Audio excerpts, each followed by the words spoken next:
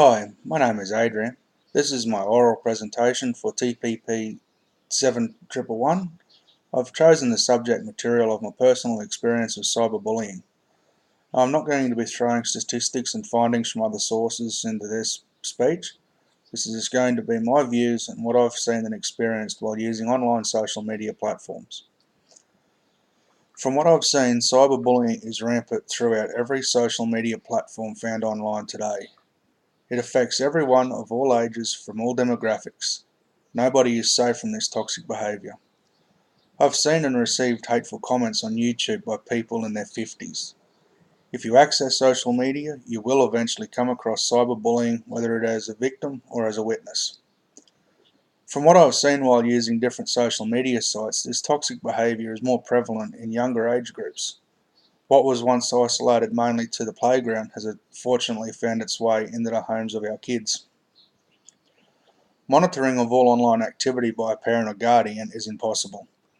Despite the filters placed upon accessible content, the bully will always find a way to access to their victims.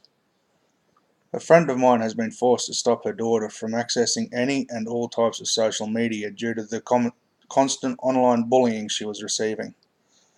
Her decision was made when checking messages left on the message bank of a business phone number by kids in her daughter's class, telling the both of them the world would be better off if they were to die. The saddest thing about this example is that these comments were being made by 13 and 14-year-old girls. Like any type of bullying and harassment, cyberbullying leads to fairly major depression and social anxiety. In some cases, the torment gets that bad and relentless, the victim often turns to self-harm and in some extreme cases, suicide to try to block out the hate. In recent years, there has been a number of teen suicide as a direct result of cyberbullying. One recent case here in Australia is that of the Akubra kid Amy Dolly Everett, who at just 14 took her own life due to the attack she was under by the kids her age. 14 and driven to that. That's sad. I worked with a single mum whose daughter suffered from extreme social anxiety and would go into panic attacks that required hospitalisation due to the actions from her peers at school. Our workplace was very understanding and would allow this lady to take extended leave to help her daughter through these episodes. That still didn't stop her from self-harm at 16. Even though there is no direct way of stopping cyberbullying, much like playground bullying, once it starts it's very hard to stop or contain. It can be minimised through intervention. Network 10 ran a segment on their program, The Project, a few weeks ago called Speak Up Even If Your Voice Shakes.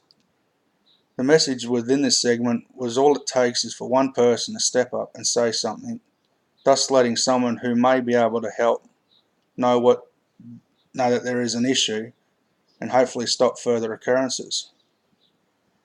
Like with everything, the voices of many will drown out the voice of the few, and if more and more of us step up and say that's not okay, stop it, hopefully one day the message will get heard and it will stop. The saddest thing is that even though someone may be willing to step up and speak out about this and what's happening, there is very little action I've seen that anyone can do about it. Teachers can't act upon it if it's taking place outside of school hours. Police can't intervene unless there's a present and actual risk of danger or harm to a person or property. And doctors can only do so much on their end because they often can only speak to the victims and no access to the perpetrator. Physical bullying is easy to contain, as quite often it's seen and there is evidence to prove it. But visual evidence against physical bullying is easy to identify. There is often marks left on the victim's body. Cyberbullying only leaves marks on a person mentally, and it is harder to prove, especially if the bully uses an anonymous method of posting the comments. Anyone can open a free Gmail email account, and with this they can start fake online profiles in all social media platforms, so it's difficult to prove who the actual perpetrator is.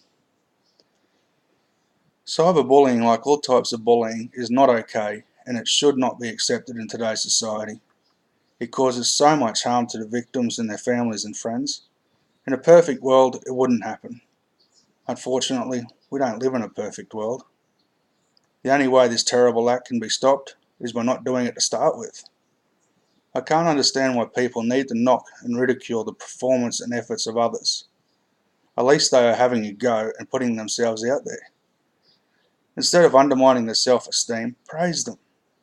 I'm a strong believer in if you don't like the content or comment, click on another site and just move on. It's that easy.